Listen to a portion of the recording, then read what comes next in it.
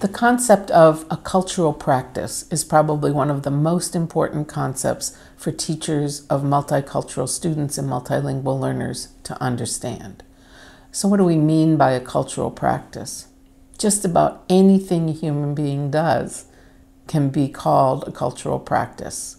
The way we come together, the way we walk down the street, the way we eat, the expectations for who spends time with who, what we like to do. What happens when people share cultural practices is that we begin to over-identify the cultural practice with the group of people who participates in them. Cultural practices have their own boundaries that cross language, ethnicity, gender, and race. So an example of a cultural practice might be using a fork, as I said, or participating in sauna, or eating spicy food, or going to school at 7 in the morning on the bus versus going to school at 9 in the morning by walking or being driven by your parents.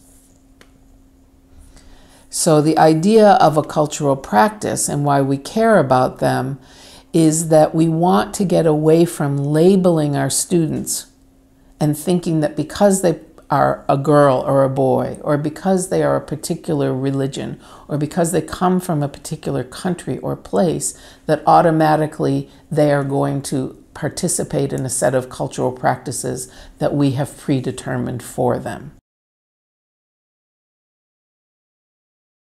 I want to ask a question. Does everyone who shares the same label like or do the same thing? Do all Mexicans like spicy food? Do all women and no men wear makeup? Do all Finns like sauna? Think about that for a minute. Of course, not all Mexicans eat spicy food, though when we think of Mexican food, we may think spicy.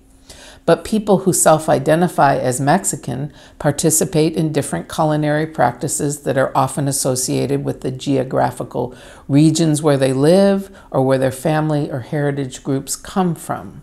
But you will find that there are many Mexicans who do not eat spicy food, depending on their personal preferences or the part of the country they come from. And there are many non-Mexicans who like Mexican food that is spicy. There are many Finns who like sauna, but there are individual Finns who do not, and they do not participate in it. And there are many non-Finns who can choose to take sauna and enjoy it just as well. So take a moment to think of a stereotype of some aspect of your own identity. Does it hold true for everybody you know? If not, why not?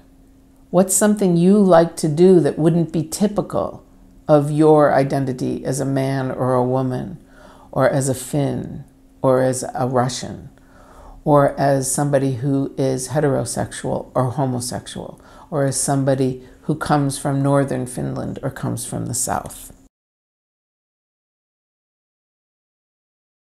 Think about this idea of cultural practices and try to separate the people and the students that you're working with from the practices they engage in, because cultural practices are a choice. We choose whether to eat with a fork or chopsticks. We choose whether to go to sauna or not. We choose to stand close or far away from somebody else when we recognize that somebody may have a different preference than we do.